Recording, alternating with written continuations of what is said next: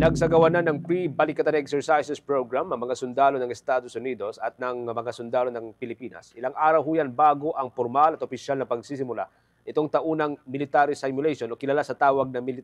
balikatan exercises sa pagitan po ng dalawang bansa. Dito ay pawang mga socio-civic program lamang ang isinagawa sa ilalim po ng Humanitarian and Civic Assistance Program na nakapaloob sa Balikatan Exercise 40-2025. Sumentro ang unang civic program sa renovation ng ilang mga classroom sa probinsya po ng Bulacan, dyan sa may Central Luzon. Pinangunahan ito ng 51st Engineering Brigade ng Armed Forces of the Philippines at ng 356th Expeditionary Civil Engineering Group ng United States Air Force. Maliban sa classroom renovation, nagsagawa rin naman ito ng community health engagement sa probinsya ng Cagayan, dyan sa Northern Luzon, at namahagi ng mga gamot at iba pang mga medical supplies sa mga residente. Ayon kay Armed Forces of the Philippines Public Affairs Office Chief Colonel Cerces Trinidad, ang civic project sa ilalim po ng joint exercises ay bahagi ng layunin ng balikatan kung saan target dito ng palakasin ng mga komunidad sa pamamagitan niya ng pagpapahusay sa iba't ibang mga sektor, katulad po ng sektor ng kalusugan,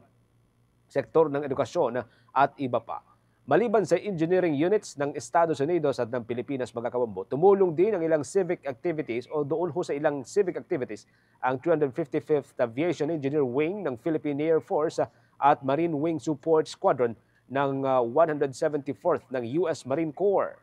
Nakatakda pong formal na magsimula ang 2025 balikatan exercises sa ika-21 ng Abril ng taong kasalukuyan kung saan marami ho sa mga aktibidad tulad ng live fire drill at paglalayag sa karagatan ay isasagawa dyan sa bahagi po ng Luzon. Samantala, nagpatawag naman ng Provincial Peace and Order Council dyan sa probinsya po ng Cagayan ng pagpupulong upang talakayin ang naunang pahayag nitong si Armed Forces of the Philippines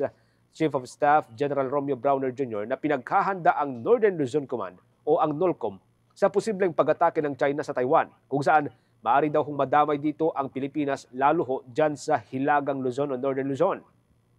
Sinabi naman nitong si Cagayan Governor Manuel Mamba na dapat talakayan ng pahayag ni General Browner dahil kasunod nito ay ang pagdating ng mga armamento na pinaniniwala ang kagamitan mula ho sa Estados Unidos kamakailan lang.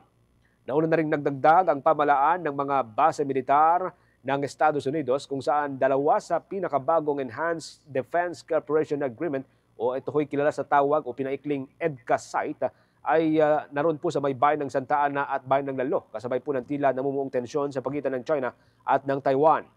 Bagamat mayroong report na pagsasagawa ng balikatan exercises, hindi raw ho ito formal na naibigay na impormasyon doon sa provincial government ng Cagayan. Kaugnay po nito, sinabi naman ni General Eugene Mata ng 502nd Infantry Brigade ng Philippine Army na mayroon nang ipinasang resolusyon ng Regional Peace and Order